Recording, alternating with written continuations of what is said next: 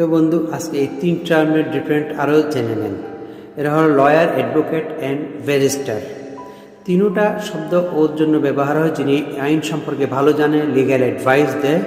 কিন্তু এই তিনটার মধ্যে কোনো না কোনো পার্থক্য আছে, না হয় তিনটা তিন রকম কীভাবে ইউজ হয়, তাহলে অবশ্যই এটা পার্থক্য হয়। আসলে লয়ার ওই ব্যক্তিকে বলা হয় যিনি লর মধ্যে ব্যাচেলার ডিগ্রি অর্জন করে রেখেছে, LLB করে রেখেছে, উনি লয়ার হয়।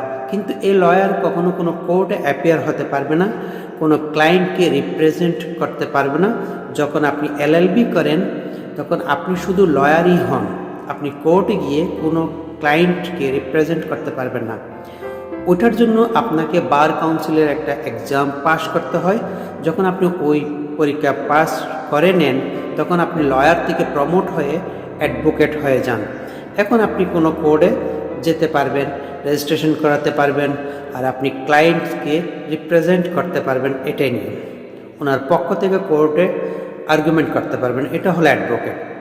তাহলে লয়ার অর্থ যিনি LLB করেছে, আইন সম্পর্কে জানে, অ্যাডভাইস দিতে পারবে, কিন্তু কোর্টে উপস্থিত হতে পারবে না।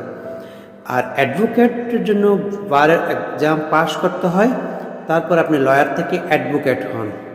এখন কথা বলি ব্যারিস্টার কী হয়। ব্যারিস্টার একটা বড় উকিলকে বলা হয়। এটার জন্য আপনাকে স্পেসিফিক ডিগ্রি নিতে হয়, যেটা UK ইংল্যান্ড থেকে আপনি পাবেন।